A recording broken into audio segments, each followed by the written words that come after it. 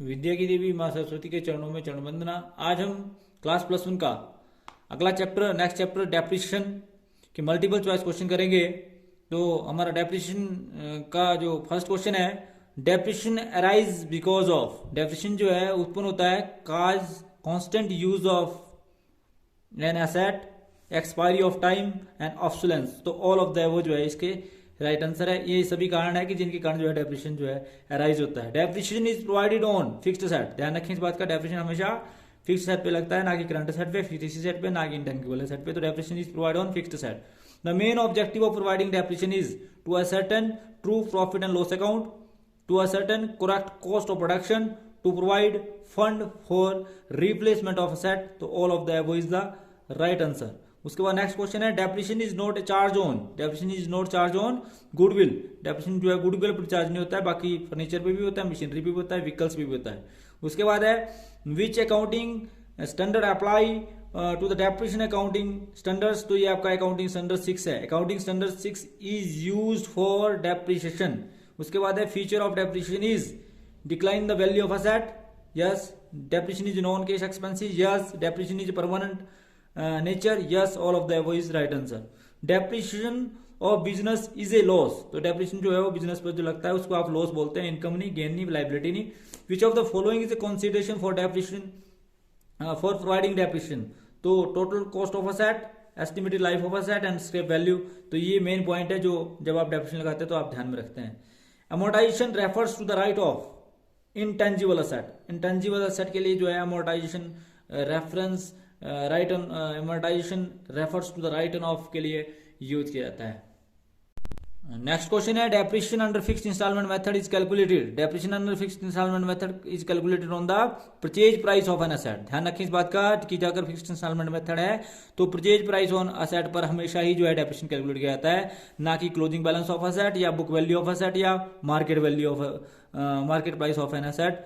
उसके बाद है, depreciation under diminishing balance method is calculated on book value of asset. तो on purchase price of asset या on the closing balance नहीं, बल्कि जो इसका आंसर आएगा वो आएगा जी आपका on the book value of asset, on the market value price of asset भी नहीं। उसके बाद है, यानी कि डिमिनिशिंग बैलेंस मेथड में जो है वो मार्केट वैल्यू बुक वैल्यू पे, और जो इंस्टॉलमेंट मेथड पे जो डेप्रिसिएशन कैलकुलेट किया जाता है on the purchase price of asset पे किया जाता है। Merit diminishing balance method is merit easy calculation, सही है, providing proportionate burden on profit and loss account and suggested by the income tax authority. तो ये ही सारे के सारे फीचर्स हैं इसके, मेरिट्स हैं इसके, कि इजी कैलकुलेशन है और ये प्रोपोर्शनेट बर्डन पाता है प्रॉफिट एंड लॉस अकाउंट पे, और suggested by the income tax authority के द्वारा भी इसे मान्यता दी गई है। Depreciation is calculated from the date of asset put to use, asset put to use. जब आप असेट को यूज करते हैं तो आप डेप्रिसिएशन जो है उस डेट से ही कैलकुलेट हो जाता है। उसके बाद है, under straight line method depreciation is charge, under straight line method depreciation is charge at fixed rate, fixed rate on the original cost of asset, ना कि बुक वैल्यू पे या difference original cost of asset या diminishing rate of original cost, बल्कि fixed rate of original cost पे cost of asset.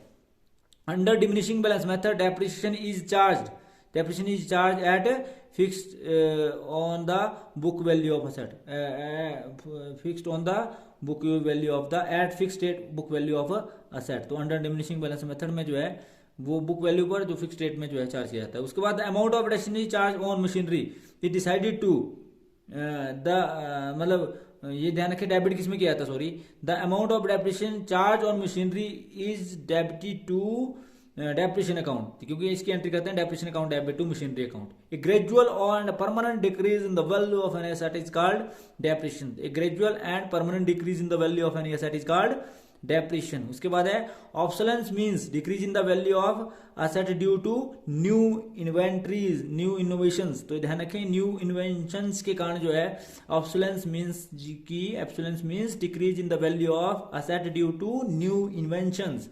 Under straight line method amount of depreciation is remain constant every year. ध्यान रखें, straight line method में depreciation जो है वो हमेशा रिमेन कांस्टेंट रहता है, एक बराबर रहता है। Under diminishing balance method amount of depreciation is decrease year to year, decrease year to year. उसके बाद अगला है, on purchase of machinery amount spent on installment of machinery is debit to machinery account. तो ये था जी आपका next question.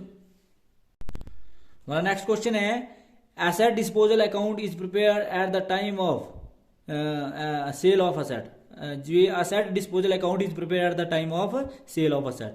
Loss on sale of asset is shown, loss on sale of an asset is shown the credit side of an asset, credit side of an asset account में, asset account के credit side में दिखाया था। अगर profit हो तो debit side दिखाया था। Under diminishing balance method depreciation is calculated book value, ध्यान रखिए इस बात का, किस पे, बुक वैल्यू।